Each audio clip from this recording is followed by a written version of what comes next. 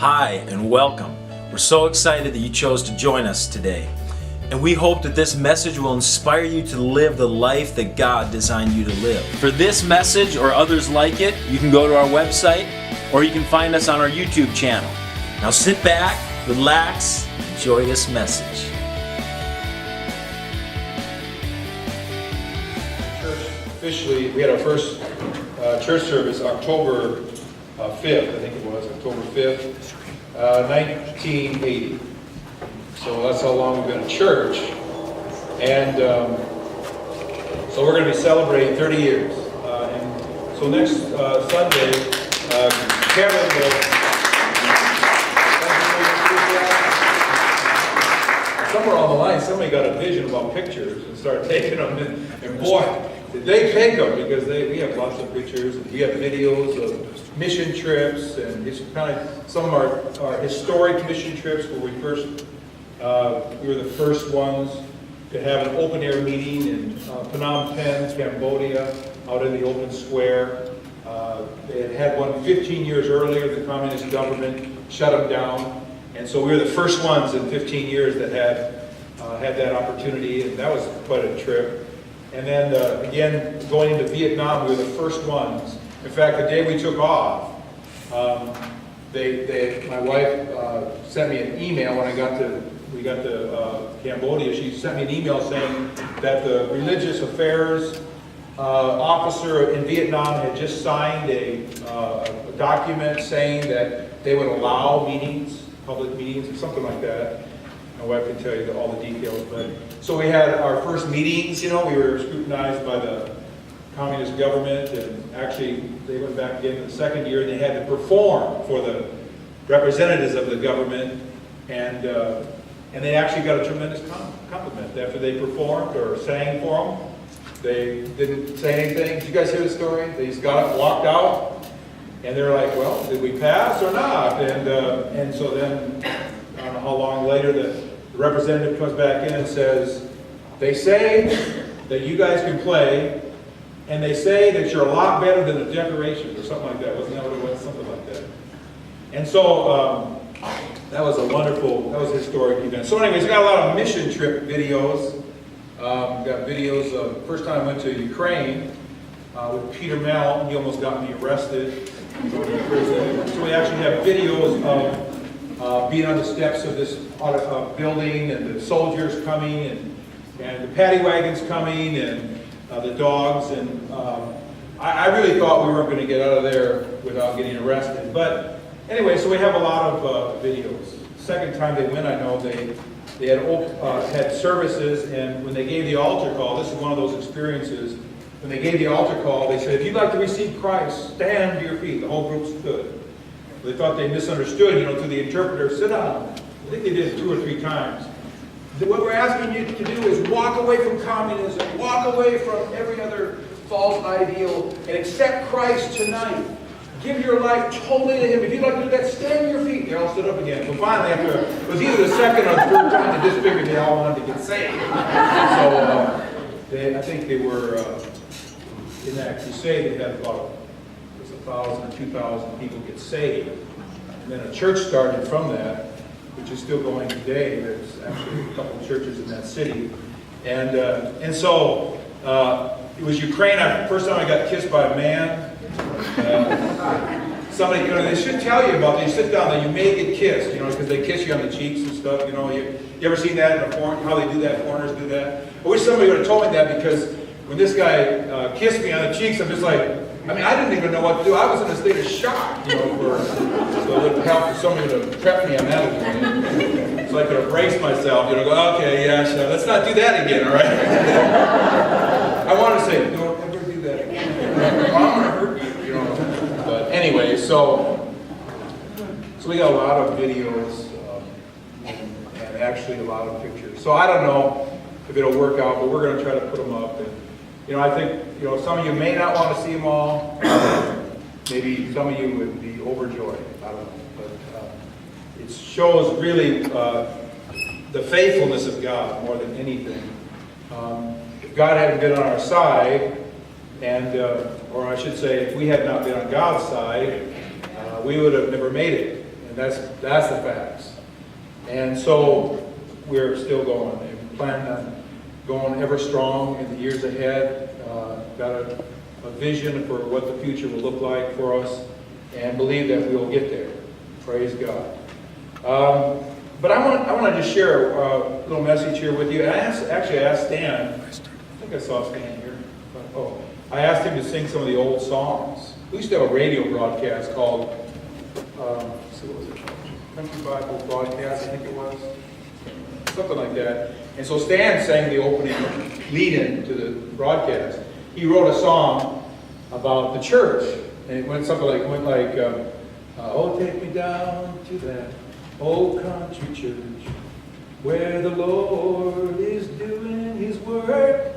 Is that how it went like that? Yeah, we need Sam. That's what the people sing right from their heart. I gotta get ready now. I think it's gonna start, or something like that. I don't know. Anyway, so then I would come on. Hey, how you doing out there? We were on radio for 8 years. Actually, we were on 3 radio stations. One of them for 8 years, and then somebody put us on the cities, Minneapolis, for free. Called me up and said, hey, I heard your broadcast. I'd like to put it on the city. I said, really? I said, okay. So he put it on for free, and then we were also on Alley. And the reason we quit was the guy that was doing it got burnt out. That's me. And I just was getting tired of doing it, I guess. So anyways, so there's a lot of things that have happened. I don't know why I told you that, but done a lot of things over the years. Been spit on, almost been rioted. In Mardi Gras, one time we were down there witnessing, and somebody came up and spit on me because I was a Christian. And I really took that as a medal. Thank you, that's a medal. I got that from the guy, Booth. Somebody spit on Booth, and somebody's going to wipe away and say, no, that's a medal. So that's where I got that from. So the guy spit on me, goes, that's a medal right there. He spit. But anyway, we write songs, and they're really, really country. And of course, this is Country Bible Church. And so, I don't know, we got Kelvin Woods here, and I don't know if he's into rap or not, but this might, when he hears this country song tonight, he might switch allegiances. I'm telling you. But anyways, but so, we, like I told you before, we started the church over here in a house, and came to the point where we had 2 services in this little sanctuary back there on Sunday morning. And so then we built this sanctuary. And one of the things that we were the most criticized for was, when I first started the Bible studies, was the way we worship. And if you've ever been to like a more traditional type church, they sing hymns, and they have a pipe organ, and they sing, and it's pretty low key. And if that's where you're at, that's where you're at. But so I introduced clapping, and that was kind of a really, like 30 years ago, clapping was like, wow, you guys actually clap. So we clap, and then I tell them to raise their hands. I'm telling them, because they're all from historical, traditional type churches. So I'm telling them to raise their hand, and they're like, they think they have a question or something, or whatever. But, and so I'm just telling them, and they're making it like I'm crazy. But then I would read Bible verses where it says, clap your hands, all you people. And I tell them to shout and lift your hands, and then we even get on the edge of dancing. People would start dancing a little bit, and until finally we actually incorporated more of a charismatic type thing. But that was one of the biggest criticisms that we had. Also during that time, we had some guys that would come up with me from the cities, and actually a couple of them sent me letters. They're kind of too long to read, but I was going to read them to you. But one thing that I didn't read them, and as I was looking at them, one thing that hit me was the sacrifice that these guys made. Some people say, well, you made a sacrifice. But the sacrifice these guys made was incredible. Like this one guy, he wrote this letter. He's telling me, I forgot about this. He said, do you remember the car we used to drive up in? It had been in a car wreck, and so the one headlight shined up into that way, and then it had no heat in the wintertime, so we wrap blankets around ourselves. And we drive up, it's 20 below, we're different here to have meetings in Ashby and different different parts of Minnesota. I totally forgot about that. And then all the things that we did to make money to support our habit of ministry. And even to the point of hunting animals that had fur so that we could sell the fur.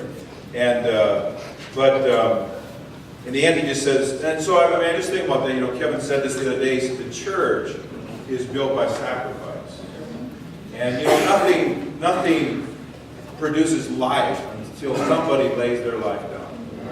And when I was reading this, that brought home to me so strongly how these guys came with me, and they were men that laid their life down. This one guy, he was a bricklayer, and so he'd work all day in the cold, and I'd pick him up, and we'd head up here. Sometimes we didn't get home. The sun was coming up when we got home, and he had to go to work again. He worked hard all day, up with me all night, and then go right back to work again. And just really poured out his life to see that this church would start. And I forgot about some of those things, and I was just amazed. Like I said, after we kind of built, after we were in 2 services there, God just spoke to me. He said that he said, I've given you ministry borders. And I was kind of shocked by that because I've never heard that statement before. But he just kind of gave me an area that we would be responsible for as far as ministry borders. And then he actually, later that, he told me that your influence would increase.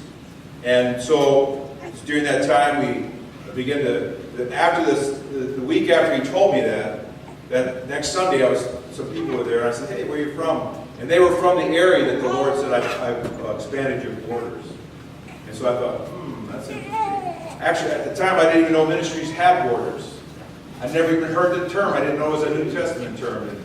And that's why you can tell when God's speaking to you a revelation, is because you go, really? I didn't know that was in the Bible. And then all of a sudden a verse came to my mind where Paul talked about his measure of rule and how it extended even to them. And so I began to look it up, and I saw that that's what Paul was talking about, that he had a measure of rule that God gave him. God told me that he'd give me a measure of rule, and that this church would be this kind of a church, you know. And we've always kind of struggled with, some people have expectations of what a church should be, you know.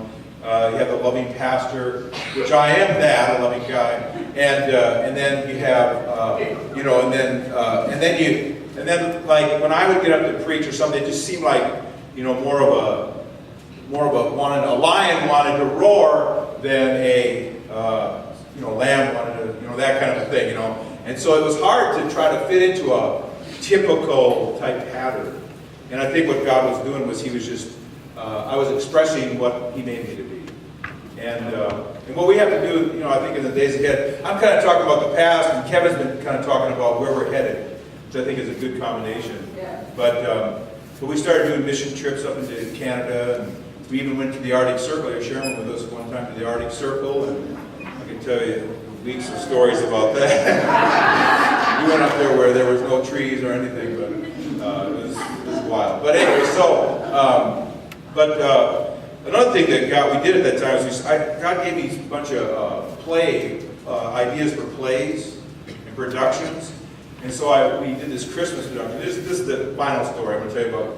I wish Mike was here to hear this because this is a tremendous story. Liz was in there, was in the play. And it was a kind of a Christmas deal. And it was Peter, the idea came was Peter was a grandpa, and he was telling his grandkids about the story of Christ. And so I played Peter, and I was sitting over here, and I had some kids around me, and I was telling them, and I tell them a story about one of the scenes in Jesus' life, and they go, I don't understand that. And I'd say, well, what's something like this? And I'd turn, and they would act it out in the play. And so, and at the end, you know, Peter's taken out of the room, and he joins this choir of the martyrs, and they're all holding their arms up, and the Lamb is there, and they're worshiping the Lamb. It's really powerful. I mean, I'd cry when I'd see it. But anyway, so, but here's the funny scene. So Mike Bartholomew was going to play Jesus. Okay. So we were doing this rehearsal. We actually used a real horse, and came to a donkey, okay. It came down the middle aisle here for the triumphal entry. So we're doing this triumphal entry.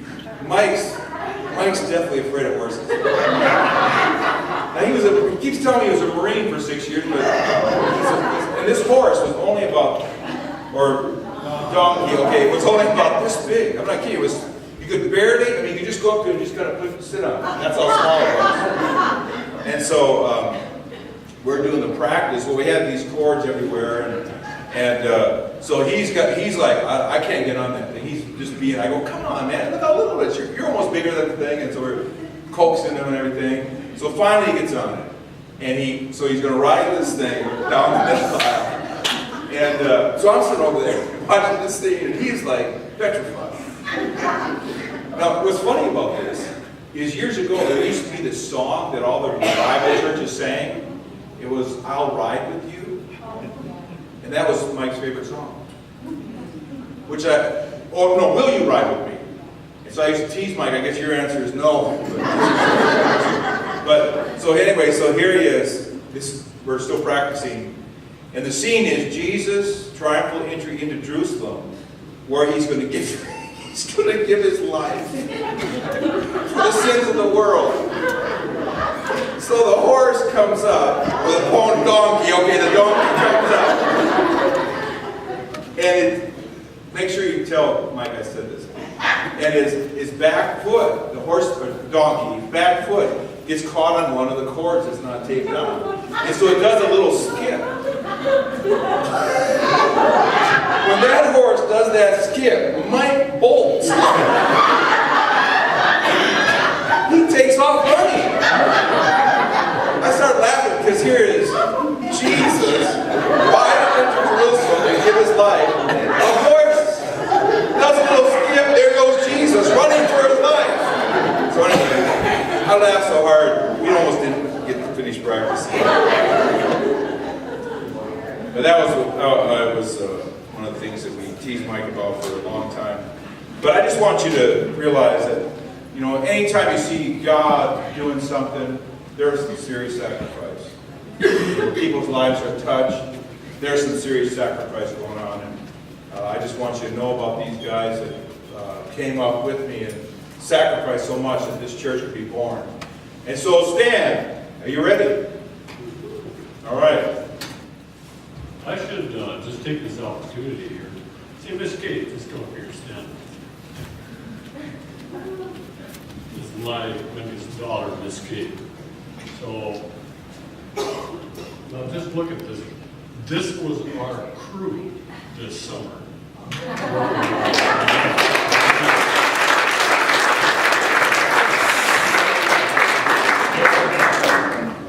Let me tell you, I work with good company. So we're going to play music together now. It's awesome. I'm going to sing a song. Actually, Sharon Hammond, not this Sunday, 2 Sundays ago, Steve was preaching, and then she turned around, looked at me, and said, "Weapons of our warfare."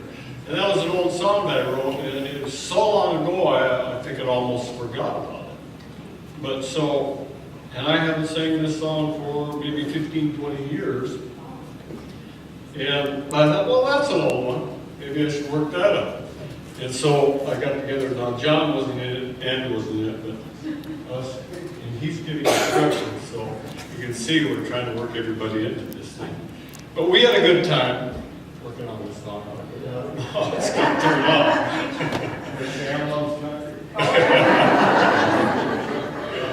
This is country Bible rock and roll. The name of the song is Weapons of Our Warfare. They are not carnal. Now Jesus went wilderness 40 days. Satan came to eat and drink. He said, "If you're the Son of God, why don't you turn these stones to bread?" Then Jesus said, "It is written, man shall not live by bread alone, but by every word proceeds from the mouth of God." Of our warfare, they are not carnal, they're mighty in God, to tear down the strongholds, the gates of hell, the light will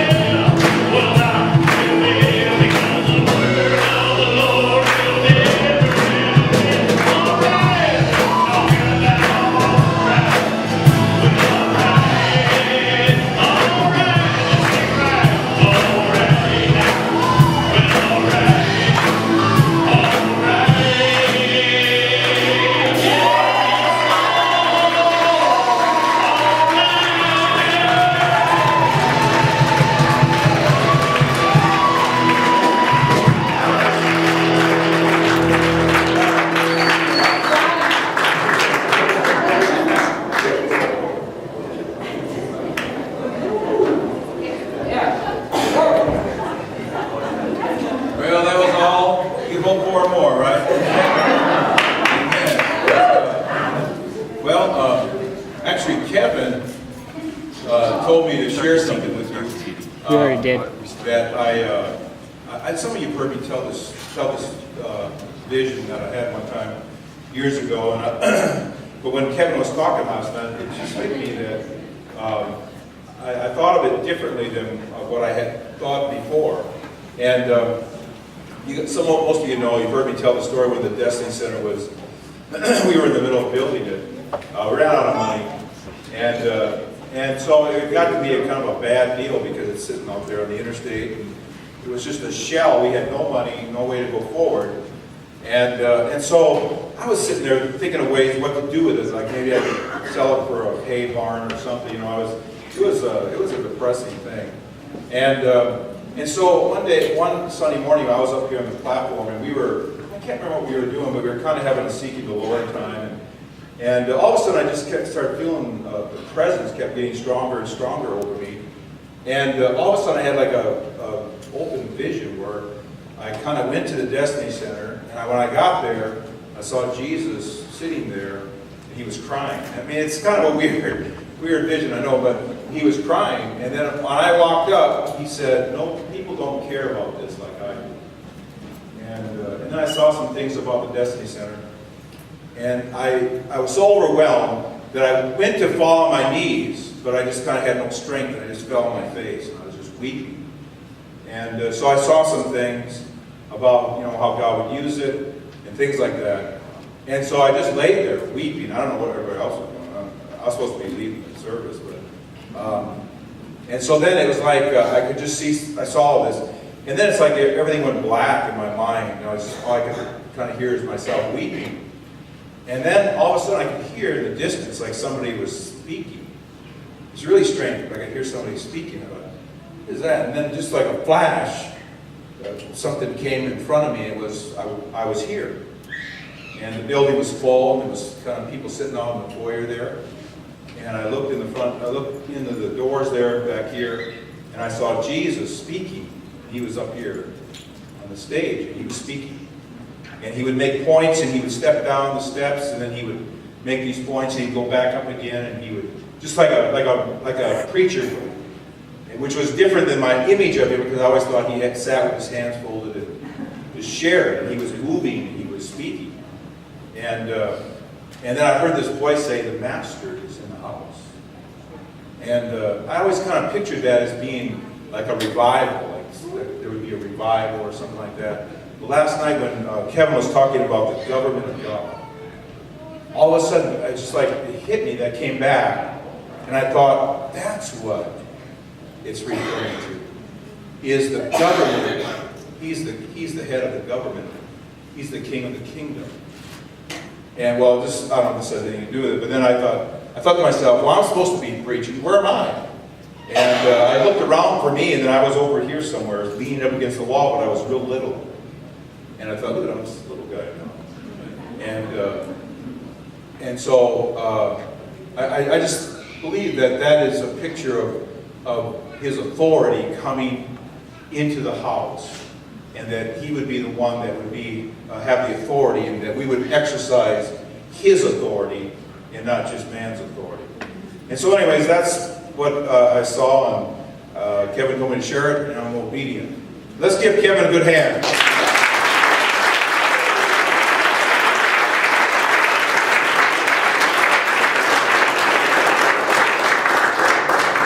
Amen, brothers. Good. Start putting a new CD on there if you would for me, please. Well, the reason I wanted to share that is last night I spoke about authority. And when Steve told me that dream, he pulled me back in the room and he said, I had this dream, and he said, I was real small. But his concept was that Christ was aggressive. It's like a modern day revivalist preacher. He was using authority. He was very direct. And when he said he saw himself small, I said, that's because you should be the same size as Jesus, moving in the same authority.